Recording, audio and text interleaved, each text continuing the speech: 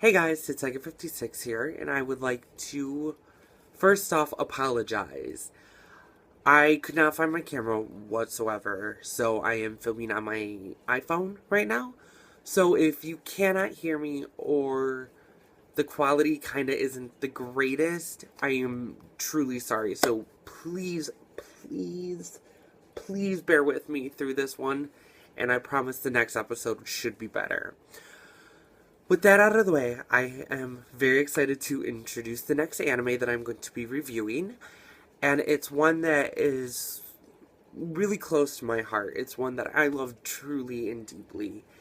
And it's one that I know most people have seen and pretty much everyone has heard of. And that is Inuyasha.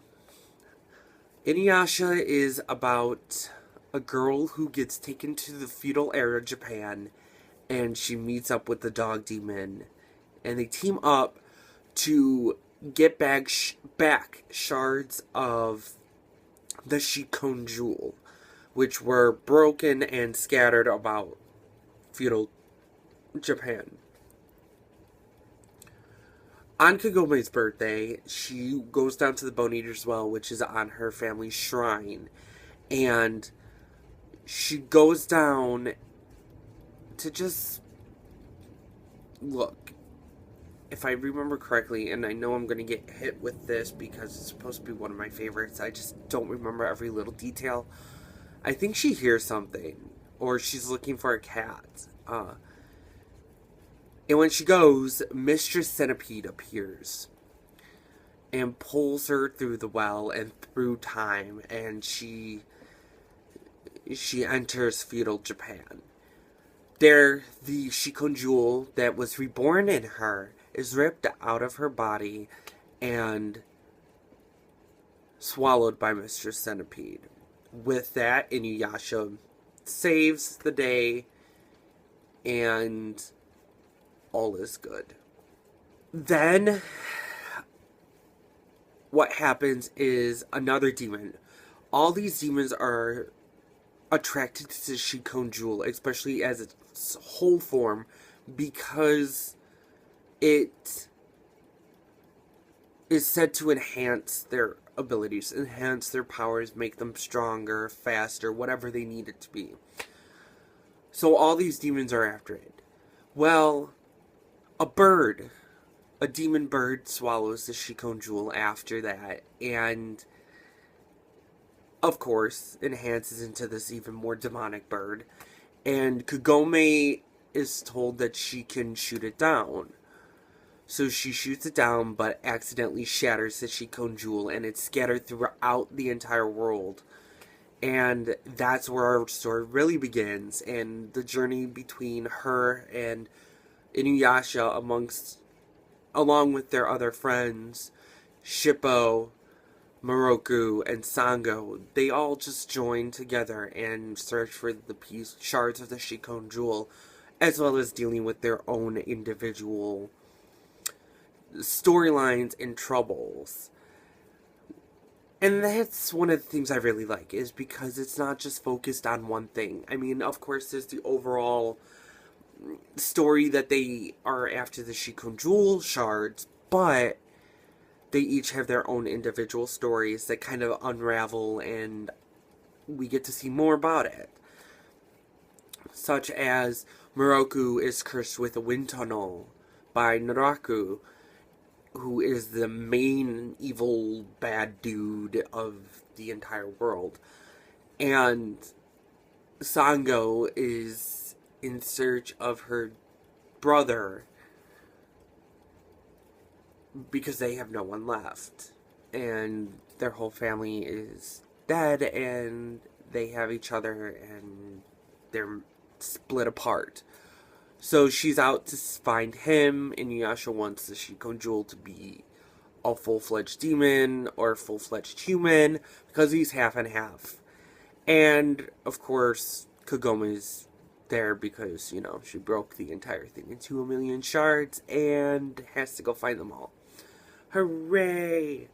It is a long story to tell, but with that, Inuyasha gets a sword called Tetsaiga, and his brother Shishomaru, who is a full-fledged demon, gets a sword called Tenseiga. Both swords are from their father, who is like this main be-all end-all dog demon who fell in love with a human, which is why Inuyasha is part human and part demon.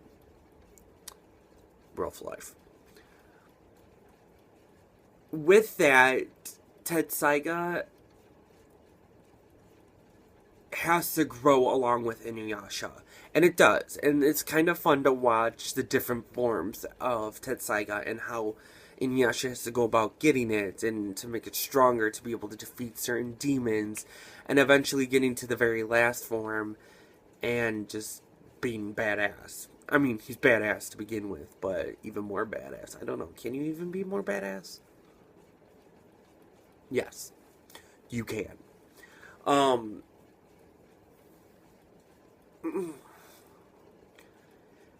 The art style is fantastic. I mean, I know I spoke of the art style back in the first video, but you know, this art style is different. It's more cartoony, I guess, and it's not so human-like, and that's what I like. And it's a difference from X 1999. What I really also like is what I was talking about before. Each character has their own story, and the character development within themselves. Kagome dealing with this inner struggle between her love for Inuyasha and this love triangle that they're in, with her loving Inuyasha, Inuyasha loving Kikyo, and Kikyo reincarnating as Kagome. It's all craziness. And then Sango and Moroku, which that whole thing is kind of the comedy relief. Moroku is a lecherous priest who just loves women and can't help himself, but he is madly in love with Sango. And then there's the cute little Shippo, who is just a little fox demon who lost his father, and he's just cute and adorable and everyone loves him. And then there's Kirara as well, who is also a demon but works alongside Sango.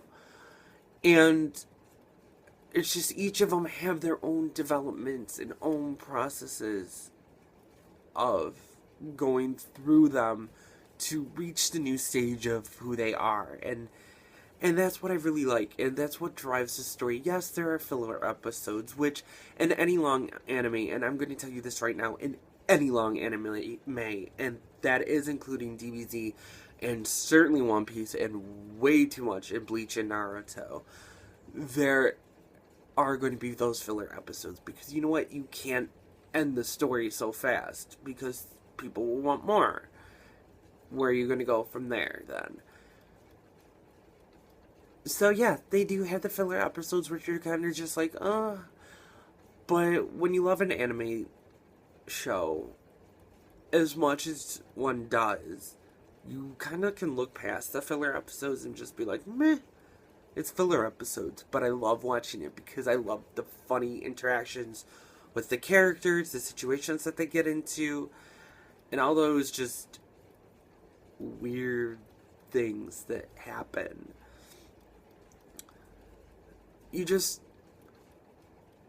love it. And that's one of the things that I love about it, including the filler episodes, is that the storyline is just so good. Moving on is the idea that, you know, no matter what, having someone by your side as a team, or just even one other person, is always fun to have when you go on a journey, whether it is through feudal Japan or just going out and having fun in real life. It's just fun to have those people around. And I'm totally getting off topic. I'm sorry. Back to Inuyasha. what's also fun is you don't quite know who Naraku really is until later on in the series. And then once you do, you kind of have pulled emotions. You're like, oh, I hate him. Oh, he's kind of a cool bad guy. Oh, what is going on? And that's what it makes it fun. It makes it... Sorry. It makes it fun to watch him, try to get rid of his past, which he can't. And in doing so, he creates new versions of bad guys. And they're kind of his little henchmen and minions, which you see throughout the entire show. And you're just like, what is going on? I can't keep straight who's who and everything. It's epic. It's greatness. I'm going to add on Final Act. I'm not going to really talk about it too much because I don't want to spoil anything, but some people think of it as its own individual series because it continues and follows the manga and ends it, whereas other people it's just a continuation. I'm one of those people who just think it's a continuation. And Final Act was a godsend because the way it ended in the first section of the series, it didn't really have an ending. And now it does. It has an official ending. It was thrown off because the voice actors for Kagome differ. But the voice actors did a really good job of copying the original. And you don't hear it. I mean, at certain parts you're like, oh, this isn't the same person because she laughs a little bit differently. But you can definitely, like, going into it, it's a different voice actress, but you don't really hear it, and that's what I like. And I was really taken aback by that because I'm like, whoa, this is kind of cool that you can't tell. Other voice actors changed too. Shishomaru, you really couldn't tell either, and then a couple of other little tiny people got changed. Mainly the main people stayed the same except for Kagome. And that's what I like. They went back and were like, okay, let's seriously try to get the original voice actors for it, and I loved it. Okay, just...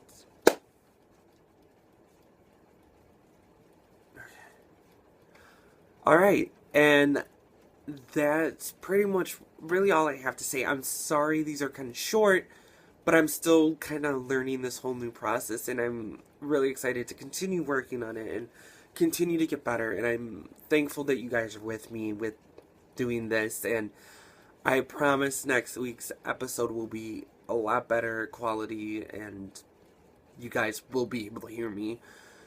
But other than that, continue to like, subscribe, and comment, especially if you want me to review an anime that you like. I will take a look into it and do my best. So let me know. Sayonara.